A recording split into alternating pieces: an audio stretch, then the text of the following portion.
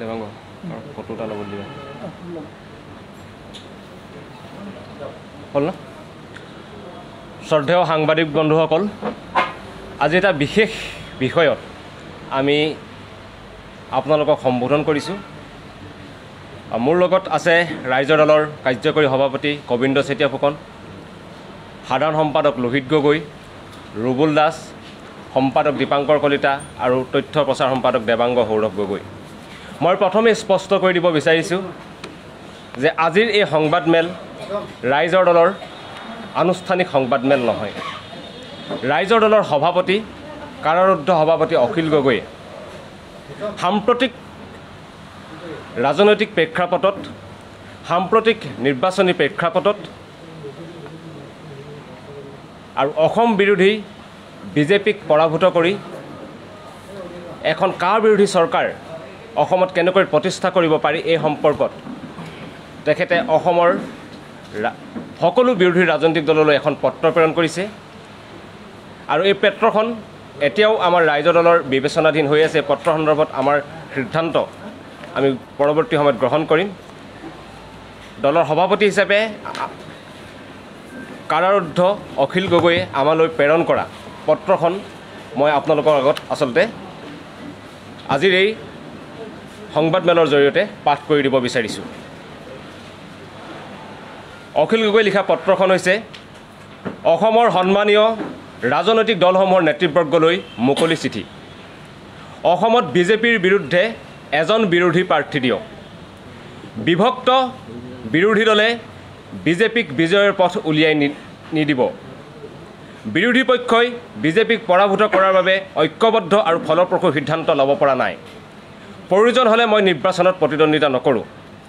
ৰাইজৰ দলৰ সন্মানীয় কাৰ্যকৰী সভাপতি মণ্ডলৰ জৰিয়তে প্ৰেৰণ কৰা পত্ৰ তাৰিখ 2 মাৰ্চ 2021 অসমৰ ৰাজনৈতিক দলসমূহৰ সন্মানীয় নেতৃবৰ্গ সহশ্ৰদ্ধা নমস্কাৰ গ্ৰহণ কৰিব মই কাৰাগাৰৰ পৰা এই চিঠিখন আপোনালোকলৈ প্ৰেৰণ কৰিছোঁ 2021 চনৰ অসম বিধানসভাৰ নিৰ্বাচনত সাম্প্ৰদায়িক ফেচিবাদী দল বিজেপিক পৰাভূত কৰাৰ স্বাৰ্থত সকলো বিৰোধী দলে উমৈহতীয়া প্ৰাৰ্থী থিয় কৰক আৰু বিজেপি মিত্ৰজোঁটৰ বিৰুদ্ধে কেৱল এজন প্ৰাৰ্থী থিয় কৰাৰ সিদ্ধান্ত লওক এই আহ্বান জনাবলৈ এই পত্ৰখন মই আপোনালোকলৈ প্ৰেৰণ কৰিছোঁ বিৰোধী দলসমূহৰ সাম্প্ৰতিক ৰাজনৈতিক কৌশল মুঠেও বিজেপি মিত্ৰজোঁটক পৰাভূত কৰাৰ বাবে যথোপযুক্ত নহয় বুলি মই অনুমান কৰিছোঁ আৰু ভয়ানক উদ্বিগ্নতাৰ মাজত পাৰ কৰিছোঁ মোৰ কাৰাগাৰৰ সীমাবদ্ধ স্বাধীনতা ব্যৱহাৰ কৰি মই সকলো প্ৰকাৰে বিৰোধীৰ ঐক্যবদ্ধ প্ৰাৰ্থীৰ বাবে প্ৰচেষ্টা কৰিছিলোঁ যদিও মোৰ লগত সেয়া ফলপ্ৰসূ হোৱাগৈ নাই যেন অনুমান হৈছে মই সকলোকে কৰজোৰে অনুৰোধ কৰিছোঁ বিজেপি আৰু RSSক বিজয়ৰ পথ উলিয়াই নিদিব বিৰোধী পক্ষ মানে মই কাক বুজাব খুজিছোঁ বিৰোধী দল মানে মই Congress CPI CPIM CPIML Assam জাতীয় পৰিষদ আঞ্চলিক গণমৰ্চা আৰু ৰাইজৰ দলক বুজাব খুজিছোঁ সচেতনভাৱে মই এটা ৰাজনৈতিক দলক ইয়াৰ পৰা আঁতৰাই ৰাখিছোঁ সেই দলটো হ'ল AAYDF। সাম্প্ৰদায়িক ফেচিষ্ট দল বিজেপিক বিৰোধিতা কৰিবলৈ অন্য এটা সাম্প্ৰদায়িক আৰু মৌলবাদী ধ্যান ধাৰণা দলক আমি লগত লোৱাটো কামনা নকৰোঁ। এই দলক লগত ল'লে আমি নৈতিকভাৱে, মতাদৰ্শগতভাৱে আৰু ৰাজনৈতিকভাৱে দুৰ্বল হৈ পৰিম। আমি ভাবোঁ বিজেপি আৰু AAYDF এটা মুদ্ৰাৰ ইপিঠি সিপিঠি। AAYDFৰ উপস্থিতিয়ে বিজেপিক শক্তিশালী কৰে আৰু বিজেপিৰ উপস্থিতিয়ে AAYDFক শক্তিশালী কৰে। অসমৰ সংখ্যালঘু ৰাইজে উপলব্ধি কৰে যে AAYDF থকালৈকে বিজেপি শক্তিশালী হৈ থাকিব। সেই সংখ্যালঘু ৰাইজে AAYDFক বিদায় দিবলৈ সাজু হৈছিল। কিন্তু কংগ্ৰেছ দলে তেওঁলোকক পুনৰ জীৱন দিলে। এয়া অসমৰ সমাজ জীৱনৰ কাৰণে বেয়া খবৰ। আজি আঞ্চলিক জাতীয়তাবাদী দলসমূহে কংগ্ৰেছৰ মহামিত্ৰজোঁটৰ পৰা আঁতৰি থকাৰ মূল কাৰণেই হ'ল AAYDF থাকিলে তেওঁলোকে মহামিত্ৰজোঁটত অংশগ্ৰহণ কৰিব নোৱাৰে। মতাদৰ্শগত আৰু ৰাজনৈতিক কাৰণত এইটো সম্ভৱপৰ নহয়। AAYDFক লগত লৈ বিজেপিক উজনিত বা উত্তৰ অসমৰ পৰা বিদায় দিম বুলি ভবাটো অলিক কল্পনা মাথোন। এই মূল ৰণকৌশলগত কথা বুজি নুঠাটোৱে সমস্যা। কিন্তু মই বিশ্বাস কৰোঁ এতিয়াও সময় শেষ হৈ যোৱা নাই। এতিয়াও ইচ্ছা কৰিলে আমি এটা পথ উলিয়াব পাৰোঁ। তেনে এটা পথ উলিয়াবলৈকে আপোনালোকৰ এই চিঠিখন লিখিলোঁ। মোক চিকিৎসালয়ত সাক্ষাৎ কৰিবলৈ আহোঁতে কংগ্ৰেছৰ প্ৰাদেশিক সভাপতি সন্মানীয় ৰিপুণ বৰাক মই সুধিছিলোঁ, AAYDFৰ লগত আপোনালোকৰ মিত্ৰতা চূড়ান্ত হ'ল নেকি? মিত্ৰতা চূড়ান্ত হোৱা বুলি উত্তৰ পোৱাত মই এয়া ঐতিহাসিক ভোট সিদ্ধান্ত বুলি কৈছিলোঁ আৰু তাৰপিছত এটা পথ উলিয়াবলৈ আহ্বান জনাইছিলোঁ। মই শ্ৰীযুত গৌৰৱ গগৈ, শ্ৰীযুত প্ৰদ্যুৎ বৰদলৈ, শ্ৰীযুত অজিত কুমাৰ ভূঞা আটাইকে বিজেপিক পৰাভূত কৰাৰ বাবে এটা কাৰ্যকৰী পথ খুলিবলৈ অনুৰোধ জনাইছিলোঁ। কথাবোৰ হয়ভৰ দিয়ে, নীতিগতভাৱে একমত প্ৰকাশ কৰে, কিন্তু কোনো ফলাফল নাহে। অসম জাতীয় পৰিষদৰ লগত মিত্ৰতা কৰোঁতো আমি স্পষ্টভাৱে তেওঁলোকক সুধিছিলোঁ, বিজেপিক পৰাভূত কৰাৰ ক্ষেত্ৰত তেওঁলোক একমত নে? তেওঁলোক একমত বুলি কোৱাতহে আমি মিত্ৰতাত আবদ্ধ হৈছোঁ। কিন্তু এতিয়া লক্ষ্য কৰিছোঁ বিৰোধী পক্ষই বিজেপিক পৰাভূত কৰাৰ ক্ষেত্ৰত ঐক্যবদ্ধৰ ফলপ্ৰসূ সিদ্ধান্ত ল'ব পৰা নাই। এতিয়া দেশৰ আটাইতকৈ ডাঙৰ বিপদ সাম্প্ৰদায়িক ফেচিবাদ। দেশবাসীৰ আটাইতকৈ ডাঙৰ শত্ৰু বিজেপি RSS। এই সাম্প্ৰদায়িক ফেচিবাদৰ লগত যুঁজ হৈ আছে দেশৰ সম্পদ বিক্ৰীৰ প্ৰশ্নটো। দেশৰ জনগণৰ বাক স্বাধীনতা এতিয়া মুঠেও নাই। সকলো কথাৰ শেষ ধৰ্মীয় উন্মাদনা। এনে পৰিস্থিতিত তেওঁলোকৰ আদৰ্শগত অমিল স্বত্বেও সকলো ৰাজনৈতিক দল একলগ হৈ বিজেপি মিত্ৰজোঁটক পৰাভূত কৰাটো দেশপ্ৰেমিক জাতীয় দায়িত্ব বুলি সোঁৱৰাই দিয়াৰ প্ৰয়োজন নিশ্চয় সন্মানীয় বিৰোধী নেতৃবৰ্গক নাই। মই অসম জাতীয় পৰিষদ, কংগ্ৰেছ, CPI, CPIM, CPIML, ৰাইজৰ দল, আঞ্চলিক গণমৰ্চা সকলোকে পুনৰ অনুৰোধ জনাইছোঁ,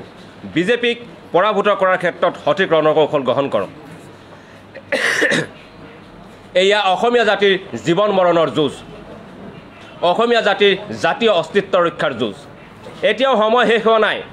জৰুৰীভাৱে সংশ্লিষ্ট সকলো পক্ষই জাতীয় দায়িত্ব পালন কৰক। কোনো উদ্দেশ্য প্ৰণোদিত আৰু মতলবী পক্ষৰ কথাত যেন আমি ঐতিহাসিক দায়িত্ব পাহৰি নাযাওঁ। মই কেৱল ৰাজনৈতিক দলসমূহৰ নেতৃবৰ্গক নহয়, অসমৰ সচেতন বুদ্ধিজীৱী সমাজ, নাগৰিক সমাজ আৰু বিশিষ্ট সাংবাদিকসকলকো এই ক্ষেত্ৰত জৰুৰী হস্তক্ষেপ গ্ৰহণ কৰিবলৈ আহ্বান জনাইছোঁ। ৰাইজজনৰ সভাপতি হিচাপে মই কওঁ, আমি সৰ্বোচ্চ ত্যাগৰ বাবে সাজু। প্ৰয়োজন হ'লে মই ব্যক্তিগতভাৱে নিৰ্বাচনত অৱতীৰ্ণ নহ'বলৈও প্ৰস্তুত। আশা কৰোঁ সকলোৱে সুবিবেচনাত উপনীত হ'ব আৰু জৰুৰী কাৰ্যব্যৱস্থা গ্ৰহণ কৰি বিজেপিক পৰাভূত কৰাৰ ৰণকৌশল যুগুত কৰিব। ধন্যবাদেৰে জয় আই অসম। ধন্যবাদেৰে অখিল গগৈ, স্থান গুৱাহাটী চিকিৎসা মহাবিদ্যালয়, তাৰিখ 2 মাৰ্চ 2021। ৰাইজৰ দলৰ কাৰাৰুদ্ধ সভাপতি অখিল গগৈয়ে এইদৰে আজি অসমত বিজেপিৰ বিৰুদ্ধে প্ৰতিটো সমষ্টিত এজন বিৰোধী প্ৰাৰ্থীক থিয় দিয়াৰ আহ্বান জনাইছে। তেখেতে কৈছে যে মই নিজেই সৰ্বোচ্চ ত্যাগ কৰিবলৈ সাজু। তেখেতে কৈছে প্ৰয়োজন হ'লে মই নিজে নিৰ্বাচন নেখেলোঁ, কিন্তু বিজেপিক যাতে বিজয়ৰ পথ উলিয়াই নিদিয়ে তাৰ বাবে সকলো বিৰোধী পক্ষক তেখেতে আহ্বান জনাইছে। তেখেতে সকলো বিৰোধী পক্ষক জৰুৰীভাৱে কাৰ্যব্যৱস্থা গ্ৰহণ কৰি কেনেকৈ বিজেপিক পৰাভূত কৰিব পাৰি, কেনেকৈ বিজেপিক পৰাভূত কৰি এইবাৰ জাতিৰ অস্তিত্ব ৰক্ষা কৰিব পাৰি, কেনেকৈ বিজেপিক পৰাভূত কৰি অসমত এখন কা বিৰোধী চৰকাৰ গঠন কৰিব পাৰি, এই সম্পৰ্কে ৰণকৌশল তৈয়াৰ কৰিবলৈ বিৰোধী পক্ষলৈ আহ্বান জনাইছে। আৰু আমি ভাবোঁ আমি ৰাইজৰ দলে এই বিষয়টো অতি জৰুৰীভাৱে বিবেচনা কৰিম, সিদ্ধান্ত গ্ৰহণ কৰিম আৰু আমিও সকলো বিৰোধী দলক আহ্বান জনাম যাতে তেখেতসকলেও সময়ৰ আহ্বানৰ প্ৰতি সঁহাৰি জনায় আৰু শক্তিশালী বিজেপি মিত্ৰজোঁটক পৰাভূত কৰাৰ স্বাৰ্থত প্ৰতিটো সমষ্টিত যাতে কেৱল এজন বিজেপি বিৰোধী প্ৰাৰ্থীক থিয় কৰাই কেতিয়াও যাতে বিজেপি বিৰোধৰ ভোট বিভাজন নহয় তাৰ কাৰণে ৰণকৌশল তৈয়াৰ কৰিব বুলি আমি আশাবাদী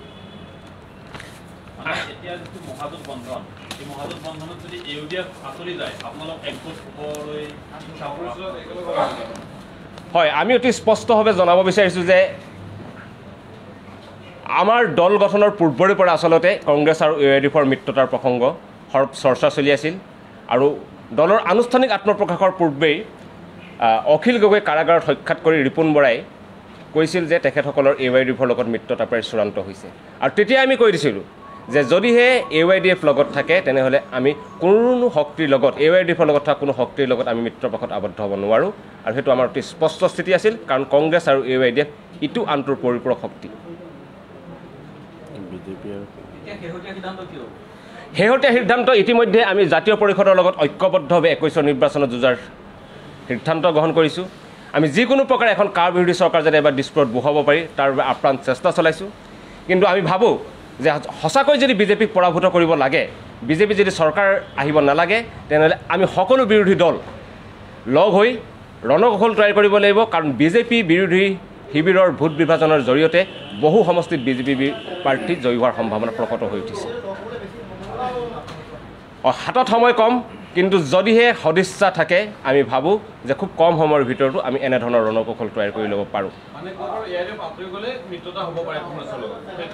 হয় আমি যদি AIDF যদি কংগ্ৰেছৰ লগত নাথাকে আমি ঐক্যবদ্ধভাৱে সকলো বিৰোধী দল লগ লাগি আমি বিজেপিৰ বিৰুদ্ধে থিয় হোৱাত আমাৰ আপত্তি নাই তেখেতে আচলতে সাম্প্ৰতিক পৰিস্থিতিত হতাশ হৈ পৰিছে আপোনালোক সকলোৱে জানে যে বিজেপিৰ জাতি বিৰোধী কাৰ্যকলাপৰ নাগৰিকত্ব সংশোধনী বিৰুদ্ধে যুঁজ দি তেখেত আজি 15 মাহতকৈ অতিক্ৰম ধৰি কাৰাৰুদ্ধ হৈ আছে আৰু বিজেপিয়ে তেখেতক প্ৰলোভন দিছিল যে বিজেপি চৰকাৰখনত আনি দিয়াত যদি সহায় কৰে তেনেহ'লে তেখেতক মুক্তি দিব বিজেপি চৰকাৰখনত আনি দিয়াত যদি তেখেতে সহায় কৰে তেনেহ'লে অখিল গগৈকে ধৰি কেইবাজনো বিধায়কক আমি তহঁতৰ পাৰ্টিক জিকাই আনিম এনেকুৱা বিভিন্ন ধৰণৰ প্ৰলোভন দিছে কিন্তু সেই প্ৰলোভনত অখিল গগৈ কেতিয়াও পৰিচিত যোৱা নাই কেতিয়াও সেও মনা নাই আৰু সেইবাবে তেখেতে প্ৰবল মনৰ আশা আছিল যে এইবাৰ 21ৰ বিধানসভা নিৰ্বাচনত বিজেপিক অসমৰ ৰাজনীতিৰ পৰা বিদায় দিব কিন্তু সাম্প্ৰতিক ৰাজনৈতিক প্ৰেক্ষাপটত তেখেতে বিষয়টোক লৈ উদ্বিগ্নতা প্ৰকাশ কৰিছে আৰু সেইকাৰণে শেষবাৰৰ বাবে সকলো পক্ষক এটা আহ্বান জনাইছে যাতে সকলোৱে সঁচাকৈ আন্তৰিকতাৰে বিজেপি প্ৰাৰ্থীক বিজেপি চৰকাৰখনক উৎখাত কৰাৰ কাৰণে ৰণকৌশল আৰু ৰণনীতি গ্ৰহণ কৰে অসম জাতীয় পৰিষদ এই বিষয়ক লৈ একমত হয় নহয় নাজানে কিন্তু এটা কথাত তেখেতসকল খুব স্পষ্ট আৰু একমত যে যিকোনো প্ৰকাৰে এইবাৰ বিজেপি চৰকাৰখনক উৎখাত কৰিব লাগিব আৰু যিসকল শক্তিয়ে ভাবে যিবিলাক দলে ভাবে যে এইবাৰ বিজেপিক পৰাভূত কৰাটো একমাত্ৰ আমাৰ জাতীয় দায়িত্ব আৰু কৰ্তব্য সেই সকলো দল আৰু সেই সকলো শক্তিয়ে নিশ্চয় এই মুহূৰ্তৰ সাম্প্ৰতিক ৰাজনৈতিক প্ৰেক্ষাপট বুজি উঠি এক ঐক্যবদ্ধ বিৰোধী সংগ্ৰামৰ কথা পোষকতা কৰিব মাইনাছ AIDF না কংগ্ৰেছৰ লগত আমাৰ কোনো ধৰণৰ আলোচনাৰ প্ৰশ্নই উঠা নাই বা নুঠে কাৰণ তেখেত এই মুহূৰ্তলৈকে তেখেত বিজেপি আৰু RSSৰ দৰে সমান এটা সাম্প্ৰদায়িক শক্তি AIDFৰ লগত আছে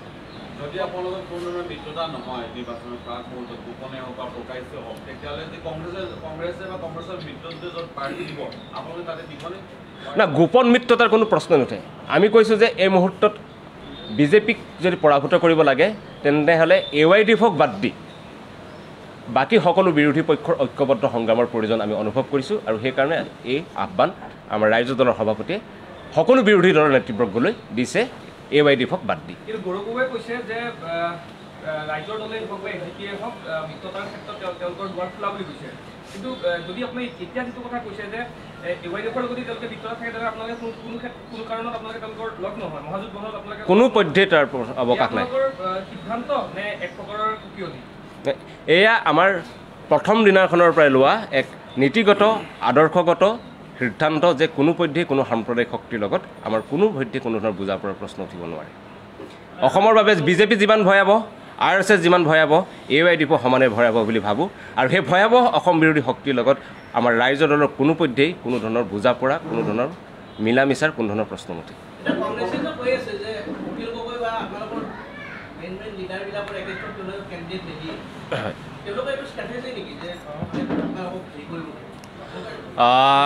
অখিল গগৈৰ বিৰুদ্ধে কংগ্ৰেছ দলে প্ৰাৰ্থী দিয়ে নে নিদিয়ে আমি ভাবোঁ সেইটো কংগ্ৰেছ দলৰ এটা আভ্যন্তৰীণ বিষয় সেই বিষয়টোত আমি মাত মতাটো অনুচিত কেৱল আমি এটাই আহ্বান জনাইছে আজিৰ অখিল গগৈ যে বিজেপিক যদি পৰাভূত কৰিব লাগে সাম্প্ৰতিক যি প্ৰেক্ষাপট হৈ আছে সেই সাম্প্ৰতিক প্ৰেক্ষাপটত AYDFক বাদ দি আমি সকলো বিৰোধী পক্ষ একলগ হোৱাৰ প্ৰয়োজন একেলগে যুঁজাৰ প্ৰয়োজন আৰু প্ৰতিটো সমষ্টিত বিজেপিৰ বিৰুদ্ধে এজন প্ৰাৰ্থী আমি দিব লাগিব যদি সেইটো দিয়া নাযায় তেনে বিজেপি শিবিৰৰ ভোট বিভাজন ঘটিব আৰু বিজেপি প্ৰাৰ্থী জয়ী হ'ব পুনৰ বিজেপি চৰকাৰ আহিব কা বিধি প্ৰস্তুত হ'ব আৰু অসমলৈ 1,90,00,000 হিন্দু বাংলাদেশী অহাৰ পথ প্ৰশস্ত হ'ব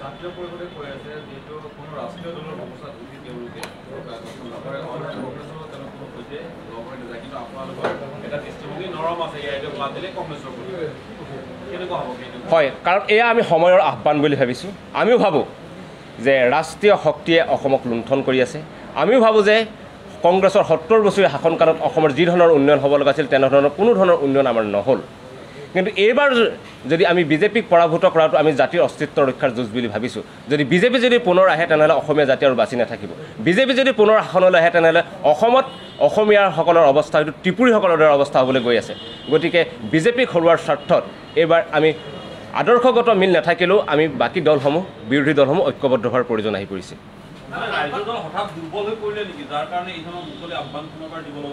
ৰাইজৰ দল আমি কোনো পধ্যে দুৰ্বল হোৱা নাই আমি অতি আন্তৰিকতাৰে আৰু সদিচ্ছাৰে আমি আমাৰ ইচ্ছা প্ৰকাশ কৰিছোঁ যে বিজেপিক এইবাৰ পৰাভূত কৰিব লাগে কিন্তু বাকী বিৰোধী দলসকলৰ বিৰোধী মিত্ৰজোঁটৰ কথা কওক তেখেতসকলৰ যি কাণ্ডৰ কাৰখানা তেখেতসকলৰ যি কথা বাৰ্তা তেখেতসকলৰ যি ৰণকৌশল তেখেতসকলৰ যি পদক্ষেপ সেয়াৰ পৰা বুজা গৈছে তেখেতসকল বিজেপিক বিদায় দিবলৈ ইচ্ছুক নহয় তেখেতসকলে বিজেপিক পুনৰ শাসনত বহোৱাৰ কাৰণে তেখেতসকলে কাম কাজ কৰি থকা যেন অনুভৱ কৰিছে আৰু যিহেতু জাতীয় দায়িত্ব যে এবাৰ বিজেপিক উৎখাত কৰা আৰু এখন কা বিৰোধী চৰকাৰ ডিছপ্লত প্ৰতিষ্ঠা কৰাটো এক জাতীয় দায়িত্ব সেই বুলি ভাবিহে আমি আমাৰ এই আহ্বান জনাইছোঁ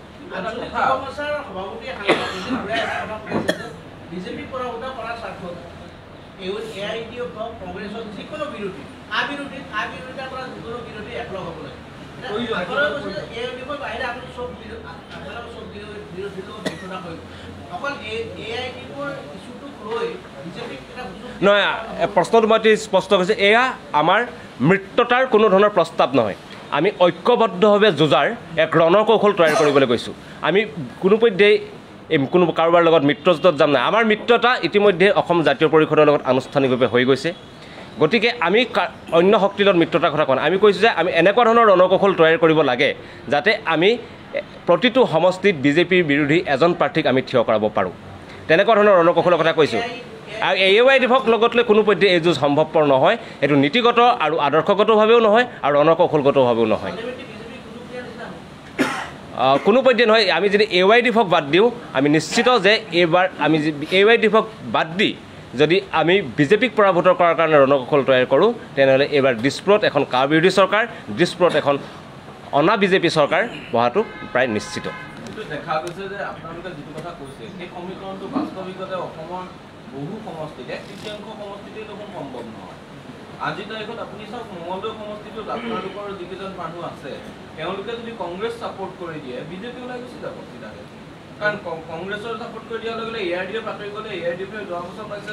third highest Congress second highest difference মাত্ৰ 20,000 ভোট যদি ARDF কংগ্ৰেছ চামিল হয় কংগ্ৰেছৰ চিটটো পাই আছে আপোনালোকৰ লগত চামিল হ'লেতো কংগ্ৰেছৰ চিটটো নাপায় আমি আমাৰ লগত কাকো অহাৰ কথা কোৱা নাই আৰু আমি কাৰো অন্য কোনো শক্তিৰ লগত আমি যোৱাৰ কথা কোৱা শক্তি যোৱাৰ কথা আমি কৈছোঁ যে ৰণকৌশলটো সম্পূৰ্ণ এটা বেলেগ এটা বিষয় হ'ব পাৰে আৰু প্ৰতিটো সমষ্টিত যদিও কথা কৈছোঁ ধৰি লওক কোনোবা এটা সমষ্টিত বিজেপি প্ৰাৰ্থীক থিয় কৰাবৰ কাৰণে বেলেগ ধৰণৰ ৰণকৌশল থাকিবও পাৰে যেনেকৈ আপুনি এটা সমষ্টিৰ কথা উল্লেখ কৰিছে সেই সমষ্টিত যদি ৰণকৌশল ঠিক সেই সমষ্টিটোত বিজেপিক পৰাভূত কৰিবৰ কাৰণে বিশেষ ধৰণৰ হয়তো ৰণকৌশল তৈয়াৰ কৰিব লগা হ'ব পাৰে সমষ্টি বিশেষকৈ হয়তো বিশেষ ৰণকৌশল তৈয়াৰ কৰিব লগা হ'ব পাৰে আৰু তেনেকুৱা ধৰণৰ ৰণকৌশল তৈয়াৰৰ জৰিয়তে আচলতে বিজেপিক পৰাভূত কৰাটো এই মুহূৰ্তত সম্ভৱপৰ বুলি আমি ভাবিছোঁ গোটেই ৰণকৌশলৰ গোটেই চাৰ্কলটোত ক'ৰবাত ARDFৰ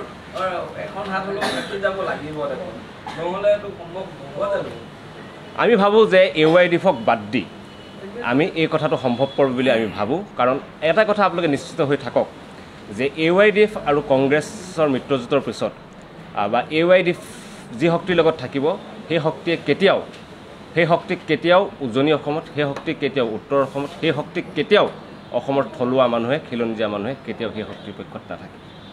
উজনিত অকল আমি 126টা সমষ্টিক চিন্তা কৰিব লাগিব নহয় 126টা সমষ্টিৰ ক্ষেত্ৰতে কথা কৈছোঁ যে কোনো চিন্তা কৰি আপুনি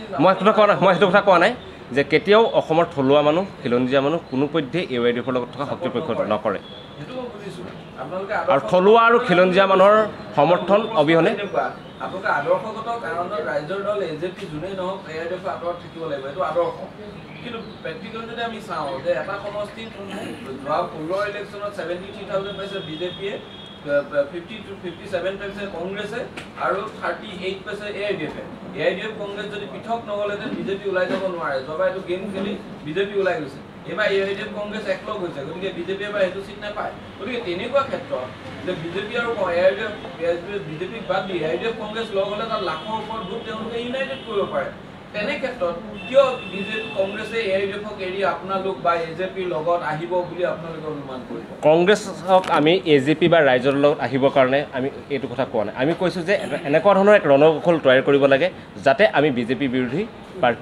প্ৰাৰ্থীক আমি পৰাভূত কৰিব পাৰোঁ আৰু AYDFক লগত লৈ যিমান আসন পাব আৰু AYDFক লগত নল'লে আচলতে তাতকৈ বেছি আসন পাব আৰু AYDFক লগত লৈ চৰকাৰ গঠন কৰিব নোৱাৰে AYDFক বাদ দিহে আচলতে চৰকাৰ গঠন কৰা এটা পৰিৱেশ আৰু পৰিস্থিতি আছে বুলি আজিৰ প্ৰেক্ষাপটত উপলব্ধি কৰিছোঁ আৰু সেইকাৰণে আমি সকলো বিৰোধী প্ৰাৰ্থী দলক আমি এইটো আহ্বান জনাইছোঁ যাতে তেখেতসকলে যাতে এনেকুৱা এটা ৰণকৌশল গ্ৰহণ কৰে চিট শ্বেয়াৰিং বুলিও নহ'বও পাৰে তাৰ কাৰণে আচলতে সকলো দলৰ নেতৃত্ব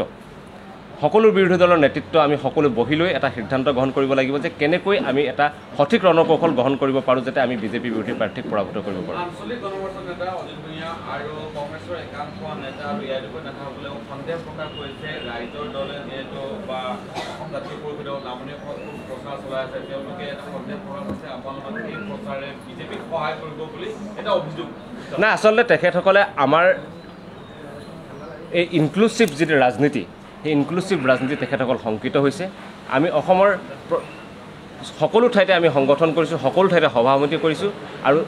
আমাৰ আপুনি যিখিনি ঠাইৰ কথা উল্লেখ কৰিছে তাত আমাৰ সভা সমিতিত কৰাৰ পিছত তেখেতসকলৰ ভৰিৰ তলৰ মাটি হেৰাই যাব বুলি শংকিত হৈ এইদৰে আমাক আচলতে তেখেতসকলে অভিযোগ দিব বিচাৰিছে আৰু সেইকাৰণে আমি কৈছোঁ যে এতিয়া আমি বিৰোধী দলসমূহে ইটোৱে সিটোক অভিযোগ দি থকাৰ সময় নহয় এতিয়া আমি বিৰোধী দলসমূহে একত্ৰিতভাৱে কেনেকৈ বিজেপিক পৰাভূত কৰিব পাৰি তাৰ কাৰণে ৰণকৌশল যুগুত কৰাৰ সময়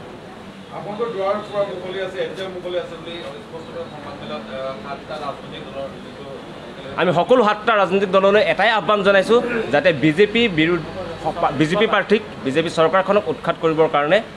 যেনেকুৱা ধৰণৰ ৰণকৌশল তৈয়াৰ হ'ব লাগিছিল যেনেকুৱা ধৰণৰ প্ৰস্তুতি হ'ব লাগিছিল সেই ধৰণৰ হৈ থকা নাই আৰু তাৰ কাৰণে কেনেকৈ কৰিব পাৰি তাৰ কাৰণে সঠিক ৰণকৌশল গ্ৰহণ কৰিবলৈ আমি সকলোকে আহ্বান জনাইছোঁ আমি ভাবোঁ যে সদিচ্ছা থাকিলে এতিয়াও সময় আছে খুব কম সময়ৰ ভিতৰত আমি এইখিনি কৰিব পাৰোঁ যদি আমি সঁচাকৈ এইবাৰ বিজেপি চৰকাৰখনক উৎখাত কৰি এখন কা বিৰোধী চৰকাৰ দৃশ্যত প্ৰতিষ্ঠা কৰিব বিচাৰিছোঁ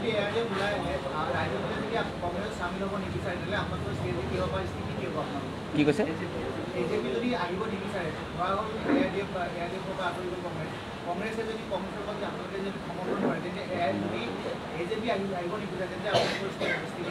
নহয় আমি অসম জাতীয় পৰিষদ ৰাইজৰ দল আৰু যিমানবিলাক বিৰোধী দল আছে সকলোকে একত্ৰিতভাৱে একলগ হৈ আচলতে এই ৰণকৌশল তৈয়াৰ কৰাৰ প্ৰয়োজন আছে বুলি ভাবোঁ আৰু সঁচাকৈ যদি আমি এখন বিজেপি বিৰোধী চৰকাৰ দৃশ্যত প্ৰতিষ্ঠা কৰাটো বিচাৰিছোঁ তেনেহ'লে সকলোৱে লগ লাগি উমৈহতীয়াভাৱে চিন্তা চৰ্চা কৰাৰ প্ৰয়োজন আহি পৰিছে ইতিমধ্যে আমাৰ কালি অসম জাতীয় পৰিষদৰ সন্মানীয় সভাপতি লুৰিণজ্যোতি গগৈ ডাঙৰীয়া আমাৰ দলৰ সভাপতি অখিল গগৈৰ মাজত এখন বৈঠক অনুষ্ঠিত হৈছে আৰু 2 এদিনৰ ভিতৰত আমাৰ আসন ভাগ বতৰা সম্পৰ্কে চূড়ান্ত সিদ্ধান্ত হ'ব আৰু তাৰ পিছতে আমাৰ আনুষ্ঠানিকভাৱে আমাৰ দলৰ প্ৰাৰ্থী তালিকা আমি ঘোষণা কৰিম এই সম্পৰ্কে আমি সঠিক সময়ত গোটেই যে আমাৰ আলোচনা হৈ লওক দুয়োটা দলৰ মাজত তাৰপিছত আমি গোটেই সময়ত সঠিক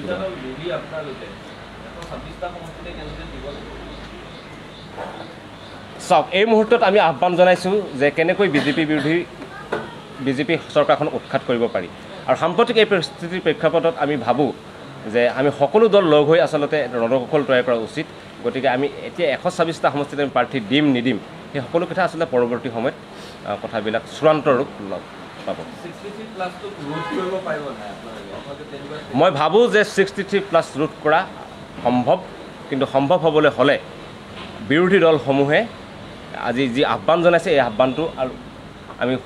সহৃদয়তাৰে আৰু গুৰুত্ব সহকাৰে গ্ৰহণ কৰি কেনেকৈ ইয়াক কাৰ্যকৰী কৰিব পাৰি তাৰ কাৰণে আমি ৰণকৌশল তৈয়াৰ কৰিব লাগিব।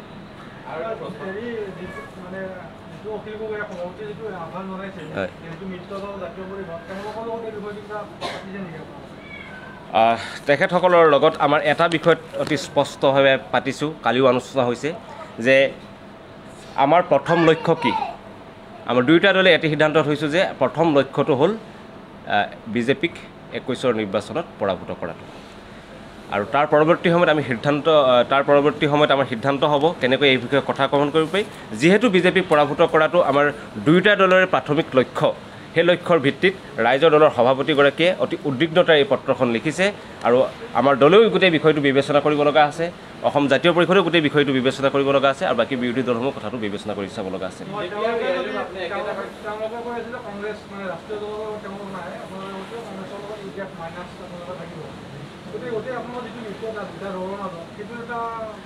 মই ভাবোঁ যে আমি ভাবোঁ যে এই অখিল গগৈ যি প্ৰস্তাৱ, যি আহ্বান জনাইছে, এই আহ্বানৰ গভীৰতা উপলব্ধি কৰিলে কোনেও এই প্ৰস্তাৱৰ বিৰোধিতা নকৰিব বুলি আমি ভাবোঁ। কাৰণ অতি স্পষ্টভাৱে এই পত্ৰখনত উল্লেখ কৰি দিয়া হৈছে যে আদৰ্শগত মিল নথকা স্বত্তেও কেৱল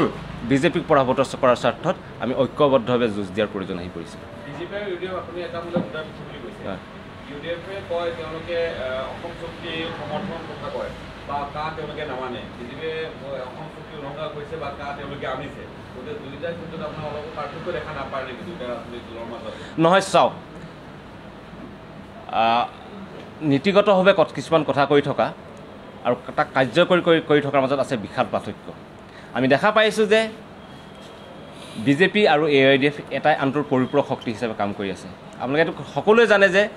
হিমন্ত বিশ্ব শৰ্মাই যেতিয়া কিবা এটা কথা কয় তাৰ প্ৰত্যুত্তৰ ইয়াত বদৰুদ্দিন আজমলে দিয়ে, তাৰ ফলত AIDFৰ লাভ হয় আৰু আনহাতে বিজেপিৰ লাভ হয়। এইফালে যদি বদৰুদ্দিন আজমলে কিবা এটা কথা কয় ধৰ্মীয় উন্মাদনামূলক, একেধৰণৰ কথা এটা প্ৰত্যুত্তৰ সেইটো পিছদিনাখন মন্ত্ৰী হিমন্ত বিশ্ব শৰ্মাই অন্য ঠাইত দিয়ে। তাৰ ফলত দুয়োটা সাম্প্ৰদায়িক শক্তি লাভ হয়, আৰু অসমৰ উন্নয়নৰ ৰাজনীতিৰ কথা, অসমৰ জাতিৰ কথাবিলাক সদায় পিছতল পৰি থাকে। সেইকাৰণে আমি ভাবোঁ যে দুয়োটা সাম্প্ৰদায়িক শক্তিক প্ৰতিৰোধ কৰাটো আমাৰ জাতীয় দায়িত্ব। নিশ্চিতভাৱে আমি ভাবোঁ যে হিমন্ত বিশ্ব শৰ্মা, বদৰুদ্দিন আজমল, বিজেপি আৰু AIDFৰ মাজত গোপন মিত্ৰালি আছে, আৰু 2016 বিধানসভা নিৰ্বাচন অতি স্পষ্টভাৱে প্ৰকাশ পাইছিলে যে AIDFে কেনেকৈ ভোট বিভাজনৰ জৰিয়তে বিজেপিৰ জয়ৰ পথ প্ৰশস্ত কৰি তুলিছে বহুকেইটা সমষ্টিত।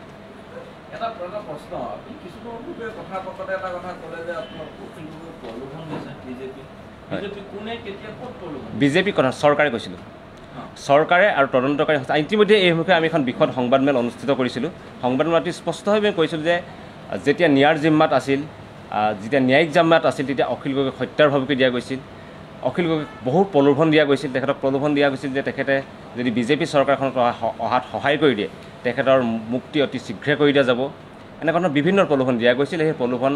নেওচি অখিল গগৈ এতিয়াও জাতিৰ পক্ষত অটল হৈ আছে, আৰু সেইকাৰণে তেখেত আজি 15 মাহ অতিক্ৰম কৰি যোৱাৰ পিছত কাৰাৰুদ্ধ হৈ আছে। NIA দিছে, আৰু NIA এটা চৰকাৰী সংস্থা, আৰু বিভিন্ন চৰকাৰী প্ৰতিনিধিয়ে বিভিন্ন ধৰণৰ বাৰ্তা প্ৰেৰণৰ জৰিয়তে আচলতে এনেকুৱা ধৰণৰ প্ৰলোভন দিছে। আৰু সেই সম্পৰ্কে আমি এখন বিশদ সংবাদমেলৰ জৰিয়তে আমি গোটেই বস্তুবিলাক আজি আমি ৰাজহুৱা কৰিছিলোঁ, আৰু আজিও কওঁ যে তেখেতক হত্যাৰ ভাবুকি দিয়া গৈছিল, তেখেতক বহুত প্ৰলোভন দিয়া গৈছিল।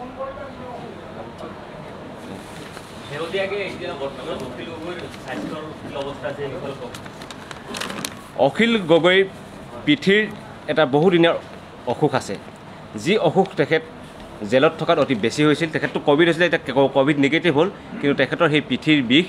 আৰু এক বিশেষ চৰ্ম ৰোগৰ দ্বাৰা তেখেত এতিয়া আক্ৰান্ত হৈ আছে, আৰু তাৰ কাৰণে তেখেতৰ চিকিৎসা এতিয়াও চলি আছে।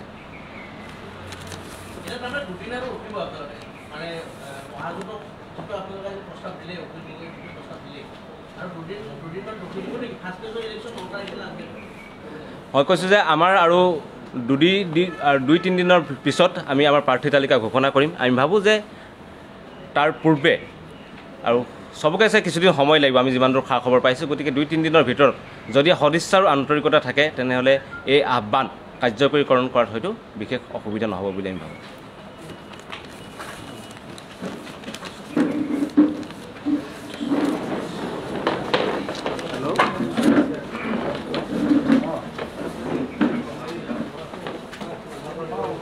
নমস্কাৰ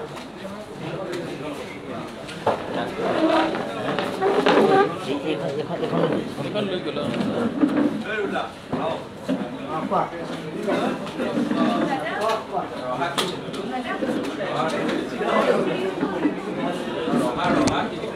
কোৱা